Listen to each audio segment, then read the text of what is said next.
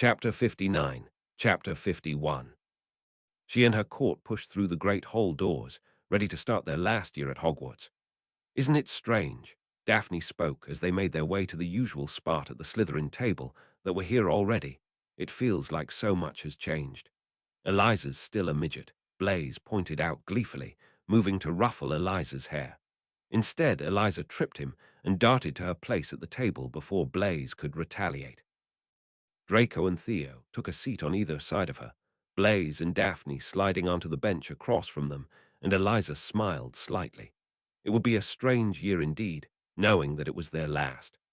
"I wonder how McGonagall is holding up," Draco pondered as they waited for the sorting to begin. Quite a staff change. Professor to headmistress in a matter of weeks. "That's not the only staff change," Theo said with muted surprise. Furrowing her brows, Eliza followed his stare and found herself sharing his confusion, because sat at the staff table was none other than Severus Snape. "I thought the curse got him," Blaise said, and Draco snorted. "I thought he'd finally given up. Evidently, we were all wrong," Eliza commented, waving down the table at the younger Slytherins, Hopper and Maddox, as they greeted her.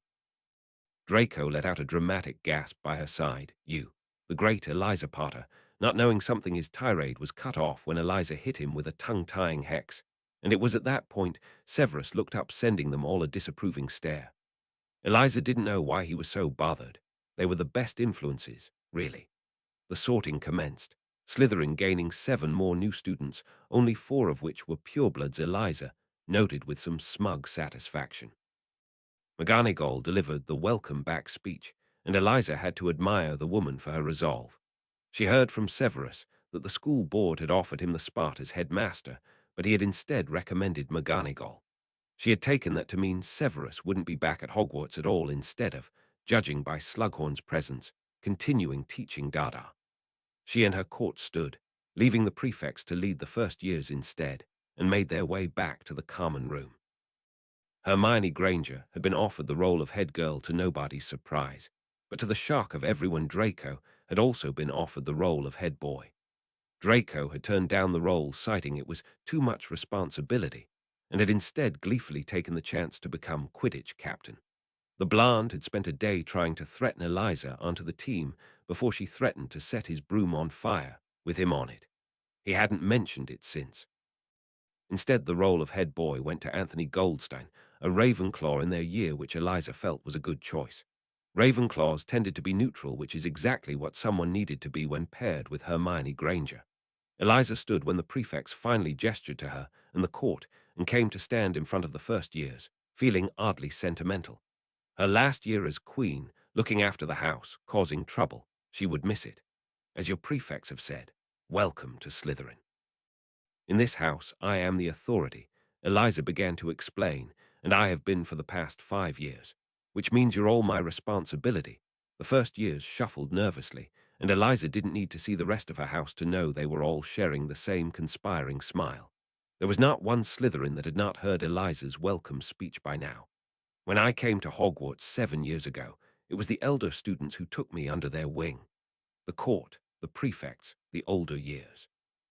They're your family, and in this family, we expect great things," Eliza said seriously before she let a smile cross her lips.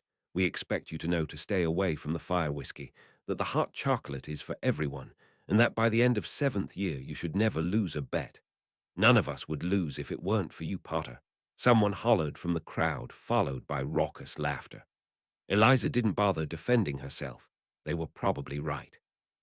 "In Slytherin, you'll grow and learn and become the best of the best, but right now, you're here to enjoy yourselves, and most importantly, sleep." Eliza gestured to the prefects, turning away from the first years who were now looking a lot more relaxed. "I'm sure you can explain the rest of the rules to them, right?" The prefects led the first years away, and Eliza took the opportunity to flop dramatically back onto the sofa, almost crushing Theo in the process, who let out a resigned sigh. "Skirting on your duties again, I see, Potter," Severus drawled, and Eliza smirked. "What can I say? I'm just reaping the benefits that come with actually making it to my 7th year.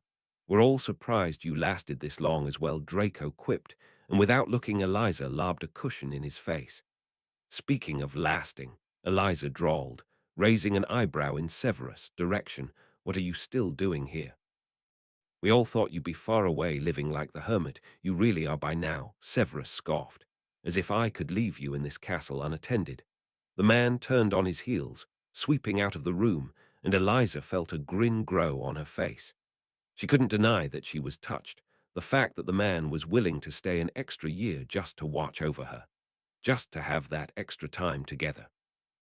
Thanks for visiting Uncle Save. She called after him just to ruin the moment and laughed when many resounding, "Goodbye, Uncle Save-s," followed her declaration. The doors shut just in time to muffle his rather impressive string of swearing. It really was nice to be back. The first week passed in a blink of an eye. Slughorn was joyfully teaching potions, and Severus was even treating the Gryffindors with a modicum of respect in their defense lessons. McGonagall still held her post as Transfiguration Professor, thankfully, and Hagrid was still teaching, which meant Eliza wasn't regretting her choice to continue with care. He'd even mentioned doing a lesson on kelpies at the end of the year. Eliza did often wonder how her old friend was doing. Speaking of old friends, Eliza had just visited Jormy down in the chamber. He was thankful for the supply of food over the holidays, but Eliza knew he missed the company. She couldn't imagine how lonely it was, all those long, heavy years spent all alone. She'd used her time turner to spend the day with him, finding him dozing at the foot of Salazar's study. He'd asked about her studies, about the war, about Tom. But eventually, she had to leave him behind as dinner time approached. Merlin knows Daphne would have her head if she forgot to have tea again. Stepping out of Myrtle's bathroom, it was closer to the great hall than the Slytherin Commons. Eliza blinked in surprise when she almost ran into another girl, saving herself with quick reflexes. "Potter," Granger greeted cordially, although there was a sort of anxious restlessness to her that made Eliza narrow her eyes. "We need to talk." "Don't we all?" Eliza said dryly, and moved past the other girl. She had her court to meet up with, and then she had to sort out her house's plans for Hogsmeade, maybe another Samhain celebration. It would be nice after the year they had last time. It must have been quite boring for the rest of Hogwarts, actually, when most of Eliza's scheming didn't affect the castle halls. "Potter, I'm sure you're capable of walking and talking at the same time." Granger snipped back, and Eliza heaved a sigh. She was sure whatever Granger wanted to bother her with or accuse at her wasn't worth her time. Not many things were really, not when she was busy. The start of term was always the worst. When everyone was reviewing sixth-year material, Eliza was secretly running half the castle. "You can talk at me, and if you're interesting, I'll listen," Eliza offered as a compromise. Granger pursed her lips for a moment before seemingly accepting defeat, falling into step beside Eliza. "I've been doing some reading over the summer. A lot of reading, actually. Surprising." Eliza couldn't resist chipping in. The girl was so easy to irritate. "It was the reading you recommended, actually. Now that was interesting." Eliza glanced across to the other girl for the first time in their conversation, raising an eyebrow, prodding her to continue. Any signs of wariness fell away from her as Granger lit up, her curiosity and happiness overwhelmingly obvious. "It was all so interesting, and there's so much they don't teach us," she exclaimed, and if it was possible her hair seemed to become even frizzier. "I don't understand how any of it's classified as dark magic. It's not." Eliza cut in. "The books are. And it just so happens that those were the only books left with any decent explanation of our culture." "It's so stupid," Granger complained. "I had no idea why anything was set up the way it is because no one bothered to teach me." Eliza nodded in commiseration. She had been there herself, after all. "And I don't see why any of it is classed as illegal anyway. The Sabbaths. Blood magic." Eliza hushed the girl sharply. "Listen, Granger, I appreciate your newfound interest, but I'm not having you get us into trouble just because you don't know how to speak quietly," she snapped as they approached the great hall doors. "I shouldn't have to speak quietly. It's our history and culture, and we deserve to talk about, to be taught about it." The righteousness was refreshing.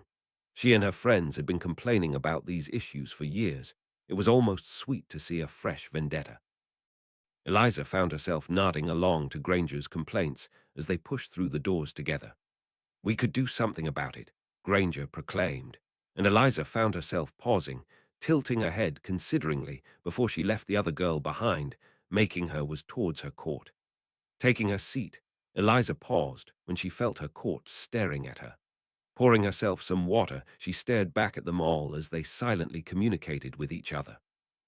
They would crack eventually. Eliza kept a dead-eyed gaze on Draco, refusing to blink, until the other boys shifted away nervously and subsequently lost their impromptu staring competition. "Scheming face?" Daphne asked, breaking the silence. "Oh, definitely," Blaze responded with a smirk, and Eliza rolled her eyes. She wasn't scheming, not really anyway. It was more of the beginning stages of a scheme, the preliminary thoughts. "I thought we were supposed to be having a quiet year," Draco complained, a pout on his face. "If Eliza's scheming, it's only a matter of time until we're dragged along with it. I've never been in trouble my whole life." Eliza replied promptly, and a wave of disbelieving accusations met her ears until Theo cut in, using his fork as a sort of prop as he gesticulated wildly. "Actually, if you think about it, can anyone recall a time Eliza has actually been caught for anything she's done?" The silence sounded like victory. "See," Eliza said pointedly with a smug smirk, "I've never been in trouble. That's because you are trouble," Daphne shot back instantly, a smile playing on her lips. Eliza shrugged her shoulders before stealing a chip from Draco's plate. "And yet you all stick around anyway. I'm putting it down to Stockholm Syndrome personally," Blaze cut in. Laughing slightly, Eliza proceeded to throw her stolen chip at Blaze's head. The first years at the table stared at them wide-eyed as they started a mini-duel beneath the table, hoping to not capture Severus' attention. They would get used to it soon before they left. After all, everyone else did. "We should do something about it," Granger's words echoed around her head. It was her last year. Dumbledore was out of office. She was on the Wisengamot, and most importantly, she now had allies. Maybe Eliza could finally do something about it. A couple of days later found Eliza tracking down Granger using the Marauder's map. She needn't have pulled it out, however, as Granger was holed up exactly where she should have expected: the library. Eliza tended to stay away from the library since discovering the chamber. The Slytherin common room was stocked full of books, and there wasn't one branch of magic Salazar hadn't studied in his time that Eliza didn't have access to. For Granger, she supposed the library was a second home. But sadly, the girl wasn't alone. As Eliza grumpily navigated her way through the crammed shelves and full tables towards Granger, she noticed the shocking red hair at the table as weak. Just what she needed, a Weasley. "Granger," Eliza greeted easily, flicking up a silencing charm so Madam Pince wouldn't interrupt them. "I believe we have some things to discuss." Granger lit up slightly, as though she hadn't expected Eliza to take her up on the offer to actually do something. Before Granger could speak, Weasley interrupted.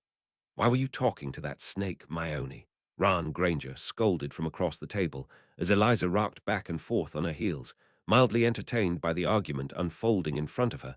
"You don't have to insult every Slytherin you come across." "Yeah, well," Weasley muttered, slamming the textbook shut in front of him. "She's not just any Slytherin, is she?" Granger let out an angry huff. "If I can be civil, why can't you?" "I assure you it's not that taxing." Weasley maintained his mulish silence, and Eliza let out a breathy laugh. "Isn't it obvious, Granger?" Eliza questioned, adding further fuel to the fire between the pair of them. "He thinks I had something to do with your precious Dumbledore's disappearance." Silence fell over their small trio, Granger sitting in silence as she gawped at Weasley, who did nothing to refute Eliza's statement. "Really?" Granger hissed, staring at Weasley in evident bafflement. "You think, what? A teenager murdered Albus Dumbledore? She was in the Order, Ron. Well, she would be, wouldn't she? Little traitorous snake running around spying on everyone." "Bloody typical. I think you'll find Weasley." Eliza cut in lowly, any amusement she gained from the lover's spat unfolding in front of her quickly disappearing, "that it was one of your Order rats who turned spy first." Silence descended before Weasley began shoving himself away from the table. "Forget it," Weasley said gruffly. "I'll leave you two to your chat." He snapped and finished packing away his stuff. Both Eliza and Granger watched him storm out of the library in silence, although Eliza was willing to bet she was still a lot more entertained right now than Granger was. "Pleasant fellow, isn't he?" Eliza said chippily, and Granger let out a long, strained sigh. "Please just ignore him," she said, a despondent look on her face before she snapped herself out of it. Bustling with the books and papers scattered around the table, Granger hurriedly collected them together, sweeping a clear space on the table.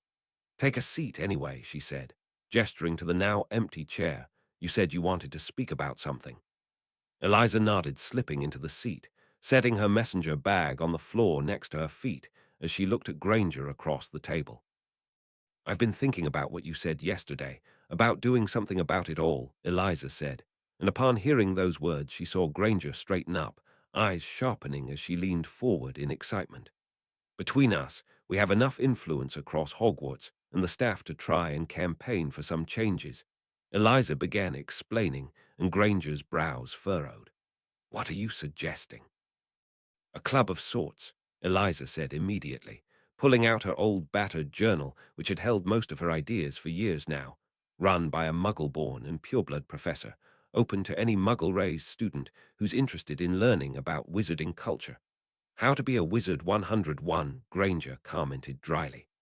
"An idiot's guide to wizardry," she quipped back and smiled when Granger let out a snort. She hadn't realized how fun it was to make Muggle references and have people actually pick up on them for a change. Bless her court, but if she tried to explain Jurassic Park to Draco, he'd have an aneurysm. Although at least Blaze could help her with that one now. "I put a list together of things no one explained when I first came into the wizarding world that would have been really useful," Eliza continued, pushing over a separate piece of parchment. "Feel free to add to it. This is just a basis of questions from us Muggle-raised students." Granger scanned the parchment, nodding and humming occasionally before letting out a small laugh. "You know what? I agree, Potter, screw quills." Eliza smirked faintly before starting their discussion again.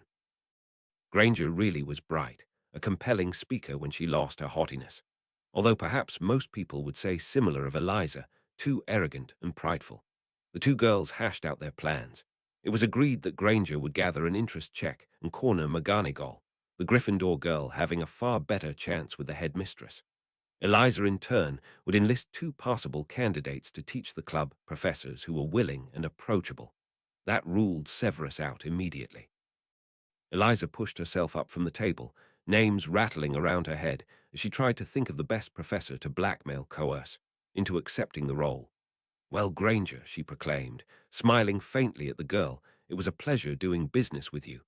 "We're not done yet, Potter," Granger warned, and Eliza nodded her head in acknowledgement before she walked away. Granger was right. Eliza at least was far from done. This was just the first step of many Eliza was beginning to take. Speaking of, Eliza needed to speak to a certain Dark Lord.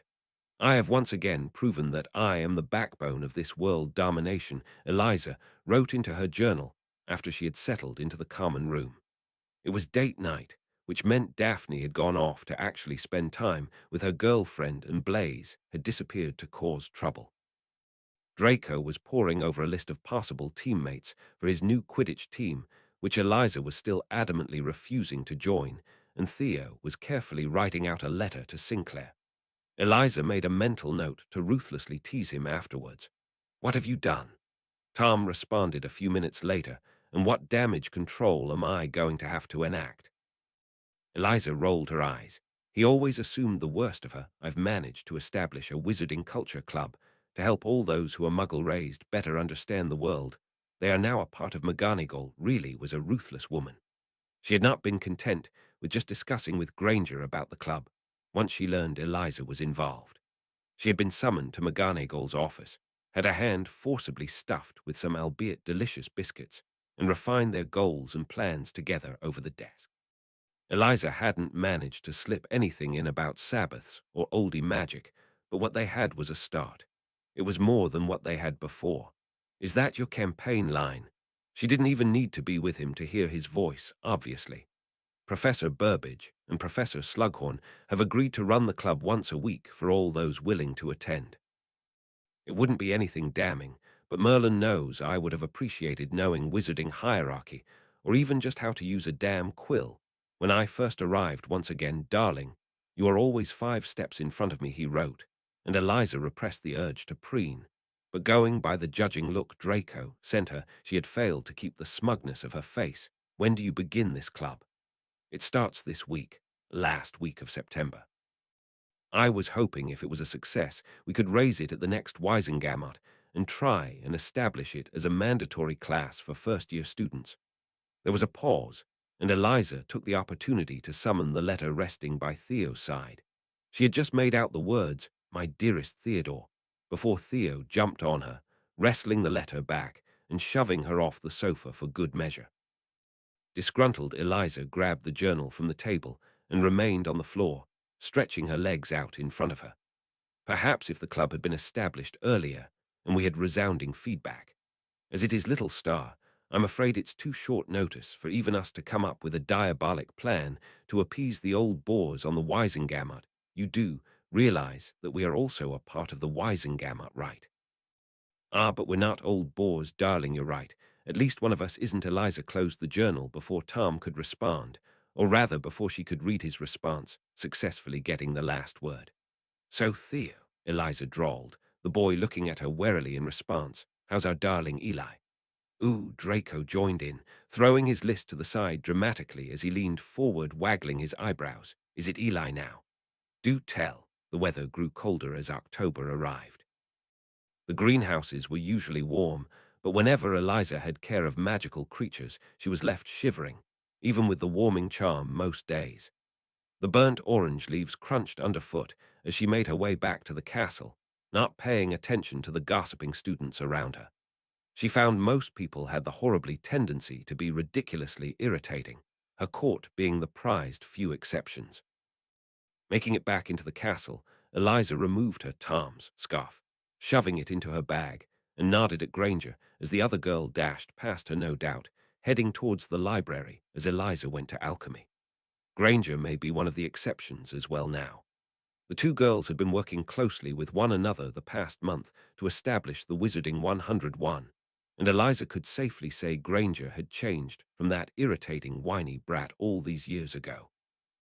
Intelligent and fierce Eliza was almost happy when she discovered Granger had been chosen as the youth representative to join the Weisengamot this year. She was happy for another reason. The said Wizarding 101 club had actually been a huge success. The past few weeks Eliza had students, not even first years half the time, thanking her for helping set up the club. Slughorn had been a good choice on her part, a tradition pureblood with a bubbly, if now somewhat irritating, personality, and Burbage, who was just as friendly and knowledgeable. It seemed no one had realized just how much Muggle-raised students were left to fend for themselves nowadays. But Eliza didn't let herself become too bitter. The negligence they had suffered would only help them now in their subtle, quiet revolution. Bit by bit, she and Tom dismantled ridiculous laws and rules and traditions, and bit by bit they reshaped Wizarding Britain.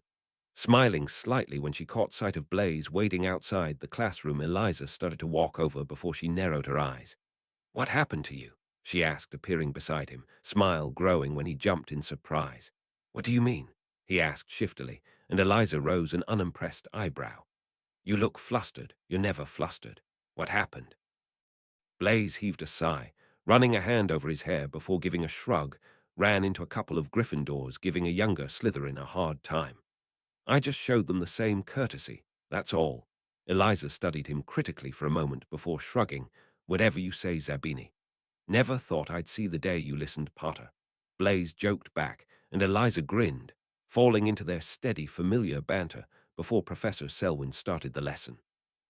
She'd figure out what really happened eventually, but right now she had a classroom to accidentally blow up. And as the day drew to a close, Eliza couldn't help but feel the excitement build up within her. Tomorrow was a big day after all. Another year, another Samhain.